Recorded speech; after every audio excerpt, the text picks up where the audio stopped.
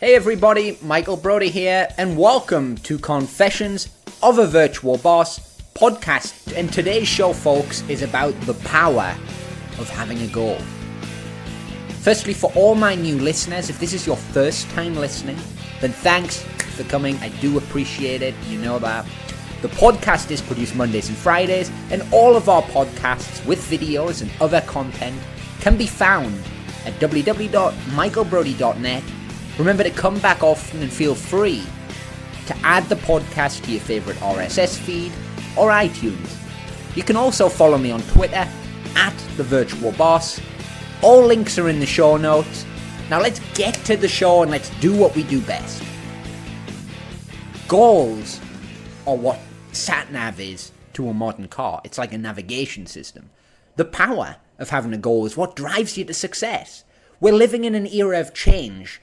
Some might say a golden era of opportunity. I mean, we have abundance, we have opportunity all around us. We've dreamt of this for centuries. Finally, we can control our lives. We can have control. We can use leverage. We can outsource. We can create businesses online, sitting in our underwear from the front room. If we want to. That's the beauty of this generation. We have choices like that. 50 years ago, you didn't have those choices. Now you do. We can go to the kids' sports games. You can spend more time with family. You can work on something you're passionate about. Something that really drives you at a deep level. Something that gets you up and puts the freak on where you're motivated. You can have the balance of time that we've always dreamt of having this balance of time. Yet despite of all this, what do 99% of people do with this golden opportunity? Waste it. They waste it by conforming, and despite having the options of success, they can have success, but they choose to have this bloody, mindset that they have to conform. They waste it. So what is success? Well, the definition Earl Nightingale gave in his famous book was, success is the progressive realization of a worthy ideal. Success is when somebody gets up in the morning and knows the whole purpose of why they're getting up. They have a why in their life. They know exactly why they're doing it. They know why they want to do it. And they know where they're heading. A goal. So if that's success, what is unsuccess? Or what are unsuccessful people doing? What is the opposite of success? Well, conformity. And by the way, for me, conformity is the definition of failure, because it's allowing your precious, valuable time, we all have limited time, to be wasted based on the misjudgment of others. The people you're conforming with, they have no better idea of living life than you do. Yet we conform based on social pressure, social proof, and a whole load of different things. Why do people conform? Well, experts have looked at this for a long time, but nobody really knows. I think, personally, that most people seem to believe their lives are shaped by circumstances, by things that happen to them, by some kind of exterior force. These are outer-directed people. These are people maybe at school, maybe the parents, work, but they are influenced by people around them. Why do people work? And I remember asking a friend, I said, Mark, and I said, why do you go to work? And his reply was, well, everybody goes to work. That's what they do. That's what we do in life. And the whole point I'm getting at here is, that's not what everybody does. Yeah, of course, you got to make a crust, you got to make money. We know that. But if you're doing it and you're going to work, you're doing a job, and you don't know the whole purpose and the reason behind it, and you don't know where it's heading or what avenue you're going down, then that, my friend, is the definition of failure. The only person who succeeds in this life, in this world, is the person who is working towards an ideal, working towards a goal. It's the person who gets up and says, I'm going to do this. I'm going to go and do this. Maybe it's a school teacher, or maybe it's, an MP, or maybe it's a banker, or maybe it's an entrepreneur. Maybe it's somebody who retires at 50. But the point I'm getting at is they know why they're going to do it. They set the goal. When I was younger, left school, I said, I'm going to leave school. I don't want to stay at school. I'm not learning anything here. I said, I want to build a retail company. Screw it. And, I looked. I said, okay, well, you have to be 18 to sign a contract. It. I went and signed a contract at 17. Nobody questioned me. I did a deal, opened the store, and I had a goal. I said, okay, I like this, but the shop's kind of small.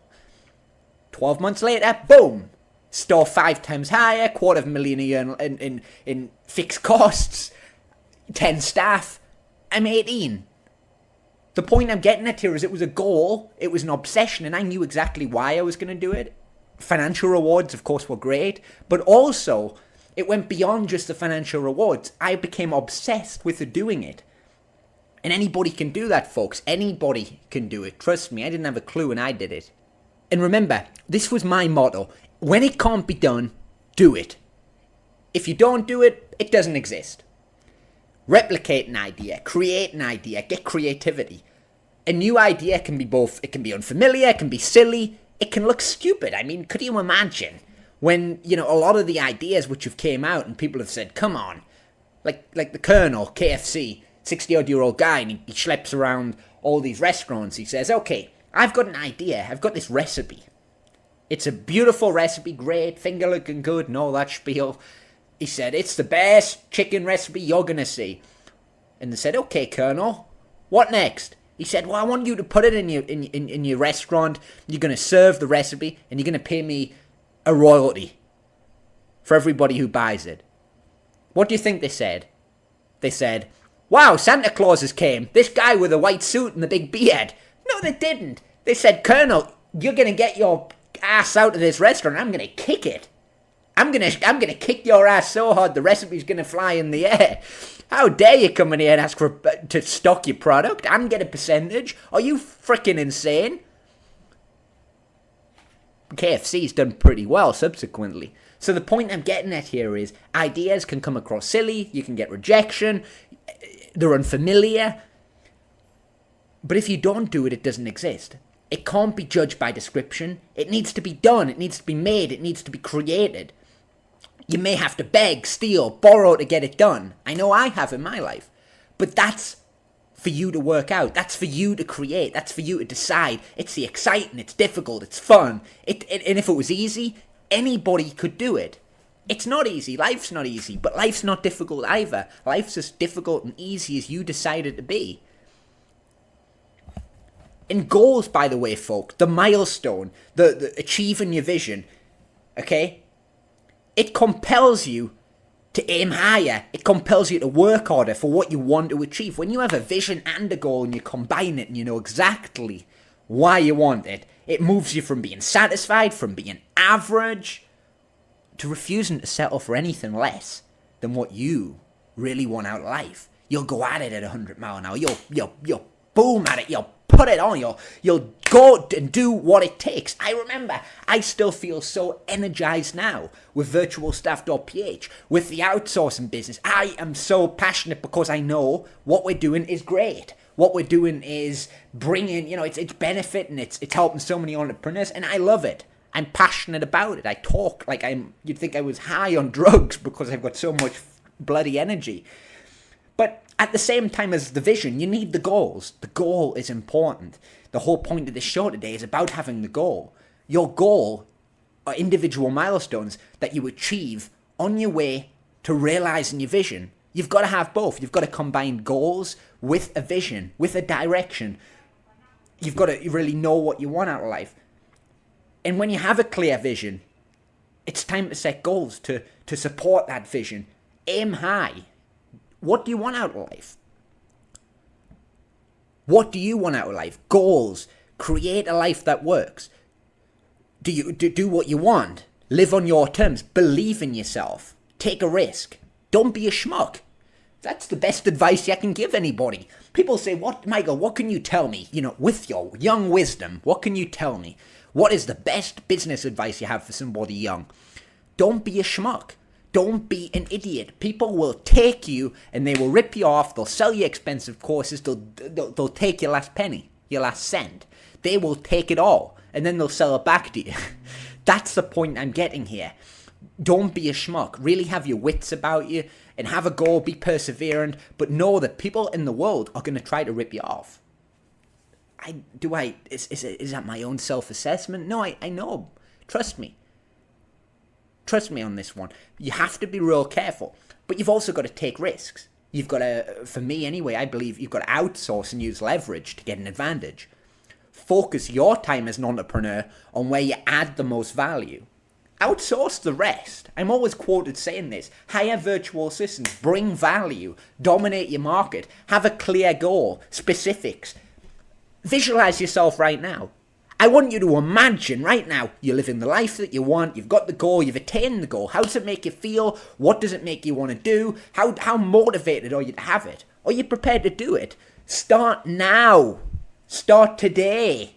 Do something that compels you to action. You don't need to wait. There is no magical cure. I remember a guy said to me, okay, this was a couple of days ago, about 4 or 5 days ago actually now, and he said, Michael, he said, I'm motivated, I want to be in business. He said, where do I start? I said, you go and find a job. He said, what do you mean? He said, I want to be in business. I said, if you don't know what you want to do and you haven't got a goal and you're not motivated and you just want any kind of business so you can say you're in business, then you're going to fail. You need a goal. You need to know where it is you're going to bring value. You need to have seen an opportunity. And you don't even have to create in this day and age. You can replicate and tweak. Look, I always count this suggestion, but look at the iPod. Steve Jobs is known as an innovator. Yes, he innovated products. He's a very, very smart guy, clearly. Super wealthy, very good entrepreneur. But, the iPod is very clearly branded. Apple is very clearly branded. Yes, it's got great, a great structure in terms of its parts and its development and its buy-in and its market, and it's a system that it's one of the greatest companies in the world for a reason. But what I'm getting at is the iPod, when it came out back at the turn of the 21st century, it was marketed way better than an MP3 and an MP4, but it's not that different. Not when it first came out, not the first generation. It wasn't revolutionary in a lot of respects. But look at the brand. Look at it. I mean, how it was marketed. Now you have people at Apple, and they are fanatics. And the brand they've created is just absolutely fantastic. Steve Jobs is just a marvelous marketer, or was a marvelous marketer. Okay, so what can I say? I've enjoyed this show today. It's been one that I've really been meaning to do for a while. I want to thank you for listening to Confessions of a Virtual Boss. Remember, the podcast comes out, by the way, Mondays and Fridays. Any questions, you can email me at michael@michaelbrodie.net, or Twitter. You can tweet me at The Virtual Boss. And until next time, take care and have a great one.